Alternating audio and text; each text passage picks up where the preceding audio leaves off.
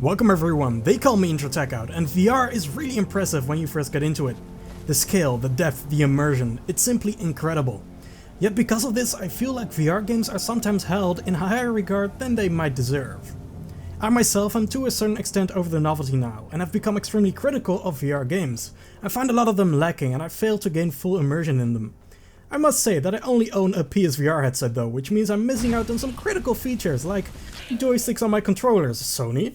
Still, I wanted to talk about my experience with VR games and in particular how VR games can become better. I think there are still a lot of misconceptions going around for what makes for a good VR game, so today I wanted to outline what I see as the best aspects of the technology and what my vision for the future of it is. And there's really no better starting point of what I'm trying to get at with all this than Blood and Truth, the epic PSVR exclusive shooter. This game was seen as one of the first high-budget AAA VR titles, and man could you tell. Incredible performances from the actors, beautiful graphics, great facial animation work, varied environments, Uncharted-like set pieces. It's no wonder that this game got widespread love and critical acclaim. Well, almost widespread. The thing is, I don't like the game at all. When I played it, I just couldn't believe how shallow and simplistic the gameplay was. First problem, you can't move freely around. Instead you have a couple nodes in each environment that you can click on, at which point your character will slowly move to it. The developers are afraid of letting you turn corners, so levels are mostly entirely straight. You cannot go backwards either. Second problem, your character automatically moves down when you go to a node behind a piece of cover. This means you're robbed from the fun of physically crouching down in real life to go behind the virtual cover. This is a real blow to immersion, because if you play the game standing up, it's like your body moves through the floor when behind cover. Third problem, reloading is super simplistic. You just take a magazine and place it over the magazine that's already there. Though you pick up ammo in the environment, there's no indicator of how much you have, and considering I've never run out of it, you might as well have infinite ammo. There is no distinction made between ammo types and you can't pick up guns from the enemies.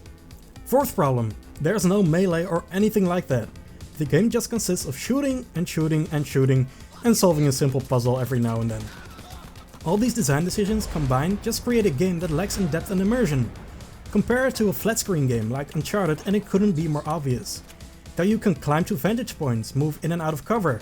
You need to manage ammo, which means you'll often have to pick up guns from the enemies. If an enemy gets too close, you can use melee, but this leaves you open to attacks from others. In Blood and Truth, it's like there aren't any tactics. There are no choices that you can make that will increase your effectiveness. The only tactic you have is shooting enemies until they die, and of course staying behind a wall when your health gets low. Let's just call it what it is, a rail shooter. The only real thing that Blood and Truth has going for it is that it's in VR. But I don't believe VR is a gimmick, though we're still in a phase where I do believe most games to be kinda gimmicky. This brings me to the question I want to answer this video. What exactly does a good non-gimmicky VR game look like?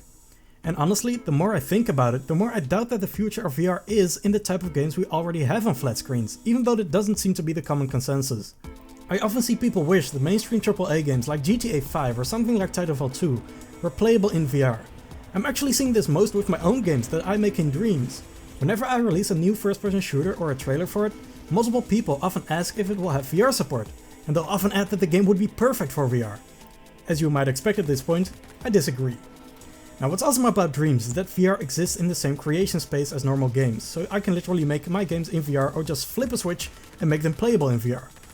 But I don't do that. Partly because it introduces too many new bugs and issues, but there's another reason as well. Because I've tried playing my shooter Corrupt Momentum in VR, and guess what? It really isn't that interesting or fun in my opinion. The conclusion I've kind of gotten to is that the more the gameplay in a VR game becomes detached from the movements you do in real life, the more boring it generally becomes. At least in my experience. It sounds really fun to do a double jump, wall run, 360 no-scope in VR, and might even be fun for someone who's new to VR, but unless you're the one doing the physical movements, the game just loses its appeal real quickly. This doesn't sound intuitive because we like to think that anything in VR, whether it be flying or wall running, is inherently more exciting than the same action on a flat screen television, but it really isn't once you get used to VR. Matter of fact, I've noticed that the lack of physical movement needed for such actions and subsequent lack of immersion actually makes them less exciting to me. This counts for everything that is triggered by a button on your controller instead of physical movement. The result of all of this is that most traditional games just would be boring in VR. I own Skyrim VR and I just couldn't get into it despite how perfect a game like that seems for VR. I got a few hours into it but never touched it since. For centuries, humans have dreamed of being transported to a fantasy world, yet now the technology is here, it just turns out to be boring. And I really identify the issue as a lack of immersion due to lack of interaction. The best VR games are entirely in-world and fully interactive. My favorite VR game is, for example, still Superhot VR. It's such a simple game compared to Skyrim or Blood and Truth, but the commitment to interaction makes it better than almost everything else. When enemies shoot at you, you really need to dodge with your physical body. When you want to take cover, you need to do so by actively crouching. You can kill enemies by hitting them, shooting them or throwing things at them, but you'll always have to improvise because you rarely start a fight with a good weapon. There are no traditional menus either, these can also easily take you out of a game. Instead, it's all physical. Funnily enough, the game doesn't allow you to walk around at all. The limited movement in Blood and Truth bothered me to no end, but somehow Superhot becomes more immersive because of it. Once again, the more mechanics in-game are driven by player movement, the more immersive a game becomes. Now if you want the player to be able to move in your VR game, go for full free movement, right? Because this node-based system is just the worst of both worlds in my opinion. However, I think we do need to accept the reality that movement in VR just can't be as fast-paced and exciting as flat-screen games, precisely because what makes for exciting gameplay in flat screen is what makes for boring, clunky and immersion-breaking gameplay in VR. But VR games need to do more than ditch the "it's VR so it's automatically better" mentality. Another thing that tends to make VR games gimmicky is a lack of depth. And I think the best way to illustrate the issues with creating gameplay depth in VR is to take a look at what your average AAA flat-screen game does. The first way many AAA games create initial challenge and depth is by simply forcing you to aim at enemies accurately, often while moving around. Something funny about VR is that aiming and shooting lose their skill barrier a bit because you're using your full body. If you give a non-gamer a controller and a game like Doom Eternal, they will be looking at the ceiling the entire time, spinning in circles, wondering how the hell any of us are able to accurately aim with that thing. In VR, a lot of the challenge and joy of aiming accurately somewhat disappears. If you give a non-gamer a VR headset, they will from a mechanical standpoint be almost as good as you the instant they start playing. Anyone can point and click after all. This means the skill curve in VR games can often be really shallow and the skill ceiling quite low. It's why a game like Blood and Truth might have even been more fun as a flat screen game. A cover-based shooter just isn't that interesting in VR. So shooting mechanics is the first way in which these games create depth. Also again, mobility. In a game like Horizon Zero Dawn, you're constantly jumping, rolling, sliding and running to evade attacks.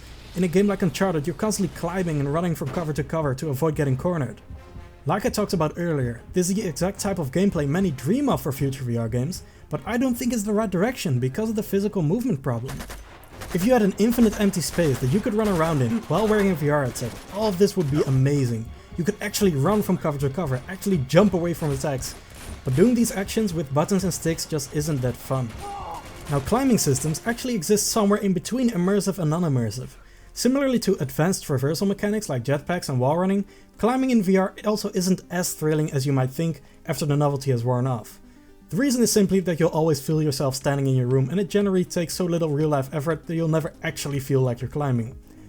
However, because it's driven by physical movement, your hands, you can suspend your disbelief and retain immersion, so in my opinion it absolutely has a place in VR games, especially because systemic climbing can be combined with other mechanics. But besides climbing, very little of the movement we're used to in traditional games translates well to VR. What other ways are there to create depth then, for VR games specifically? Well, I think the main ways in which VR can create depth are interactivity, creativity and multiplayer. Interactivity and creativity go hand in hand, and coincidentally solve both the depth and immersion problems of VR games. Basically, pointing and shooting at a slow-moving enemy isn't that interesting, challenging or engaging. But what if you can only fight them using the environment? What if you could slam a trash can over their head and push them off a roof? Or what if you can avoid the enemy by climbing on top of a pile of rubble you made and pull yourself up on a wall? Even having to physically reload in multiple steps is something that can create tension and force you to be creative. This is the kind of gameplay that traditional games can't compete with.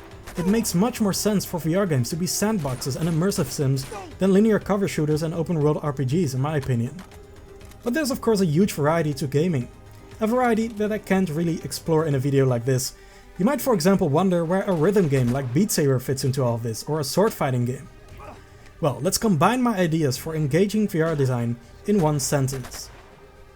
If the main way you interact with the game is through physical movement that emulates the action you're performing in-game, and the game has a skill curve steep enough that there are meaningful differences between a noob and a master, the VR game is most likely engaging.